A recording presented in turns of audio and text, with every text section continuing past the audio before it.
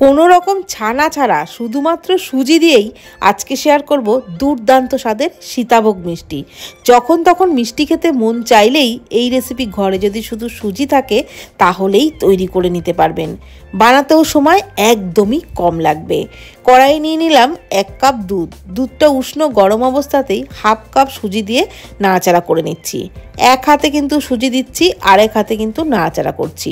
আর এই সময় গ্যাসের ফ্লেমটাকে একদম লোতেই রেখেছি। এইভাবে অল্প অল্প করে সুজিটা দিয়ে আরেক হাতে মিশিয়ে নেবেন, তাহলে সুজির মধ্যে একটুও ডেলা পাকিয়ে থাকবে না। খুব সুন্দর করেই কিন্তু এই পাকটা দিয়ে নিতে হবে। আর গ্যাসের ফ্লেম অবশ্যই লোতে রেখেই নাড়াচাড়াটা করতে হবে, হাই ফ্লেম বা মিডিয়াম ফ্লেমে একেবারেই নয়।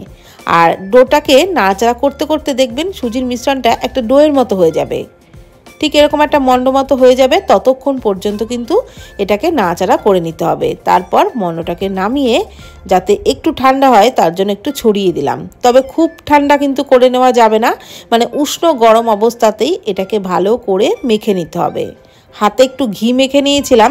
তারপর এই সুজির মন্ডটাকে উষ্ণ গরম অবস্থাতেই ঠিক আটা ময়দা মাখার মতনই ভালো করে মেখে নিচ্ছি।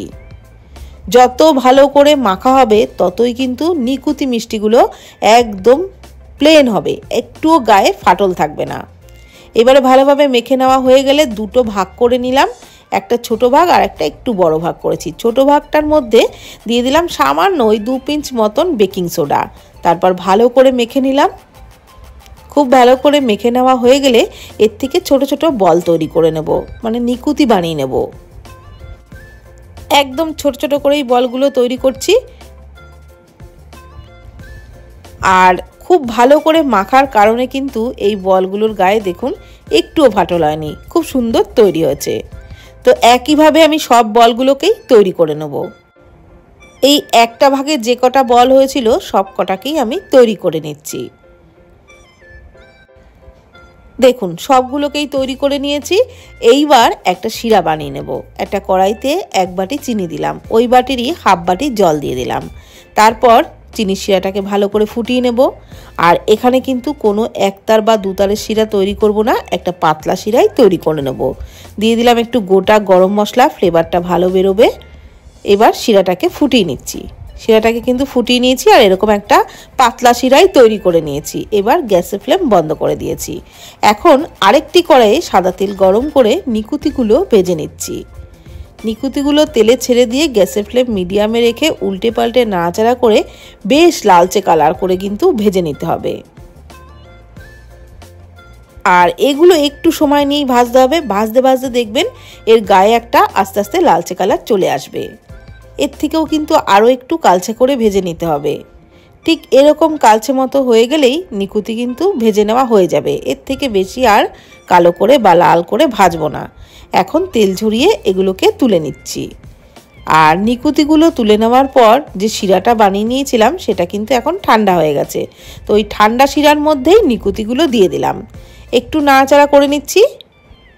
তো নিকুতিগুলো শিরাতে ভেজানো থাক, আর ততক্ষণে বানিয়ে নেব সীতাভোগ। তার জন্য কড়াইয়ে তেল খুব ভালো করে গরম করে নিয়েছি, অবশ্যই সাদা তেল।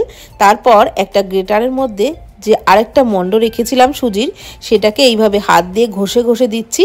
আর দেখুন একদম সীতাভোগের মতনই কিন্তু পড়ছে। এইভাবে একটু ঝাঁকিয়ে ঝাঁকিয়ে দিতে হবে, তাহলে একদম সীতাভোগের মতনই কিন্তু দেখতে লাগছে। আর উল্টে পাল্টে একটু হালকা লালচে করে তুলে নিচ্ছি। খুব বেশি লালচে তুলব না, মানে এই সীতাভোগ একটু সাদা সাদাই হয় দেখতে, তো একটু সাদা সাদা তুললেই ভালো হবে। আমি প্রথম ব্যাচেরগুলো একটু লালচে করে তুলেছি, কিন্তু পরের ব্যাচেরগুলো কিন্তু একদম সাদাই তুলে নিয়েছি। তেল ঝরিয়ে ভালোভাবে তুলতে হবে যাতে একটুও তেল না থাকে। আর এদিকে নিকুতিগুলো দেখুন একদম রসে কিন্তু টইটুম্বুর হয়ে গেছে। 5-7 মিনিটের মধ্যেই রসটা ঢুকে যায়। এখন যে সীতাভোগগুলো ভেজে নিয়েছিলাম সেটাও ওর মধ্যে দিয়ে দিলাম। শিরাতে একটু নাড়াচাড়া করে নিচ্ছি। খুব বেশিক্ষণ নাড়াচাড়া করতে হবে না, 10-15 মিনিট রেখে দিলেই কিন্তু একদম রসালো তৈরি হয়ে যাবে সীতাভোগ মিষ্টি। আমি একটু নাড়াচাড়া করে নিয়েছি। আর তারপর এইভাবে রেখে দেবো বেশ কিছুক্ষণ, ওই আধ ঘন্টা মতো রেখে দেবো। তারপর পরিবেশন করব। দেখবেন তখন মিষ্টির কালারটাও একদম চেঞ্জ হয়ে যাবে, মানে রসটা ঢুকে গেলে মিষ্টির কালারটাও কিন্তু একটু চেঞ্জ হয়ে যাবে। প্রায় আধ ঘন্টা পর দেখাচ্ছি, দেখুন মিষ্টির কালার কিন্তু একদমই চেঞ্জ হয়ে গেছে, মানে মিষ্টির মধ্যে রসটা ভালোভাবে ঢুকে গেছে।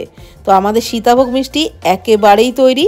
যখন তখন সীতাভোগ মিষ্টি খেতে মন চাইলে এইভাবে সুজি দিয়েই বানিয়ে নিন, কোনো ছানার প্রয়োজন নেই, খেতেও লাগবে দুর্দান্ত টেস্ট, সময়ও কম, ঝামেলাও কম। আর কেউ দেখে বা খেয়ে বুঝতেই পারবে না যে এটা সুজি দিয়ে তৈরি হয়েছে, এতটাই টেস্টি হয়। তাহলে ভিডিওটি কেমন লাগলো প্লিজ কমেন্টের মাধ্যমে জানাবেন। আজকের মতো এই পর্যন্ত, ভালো থাকবেন, সুস্থ থাকবেন, ধন্যবাদ।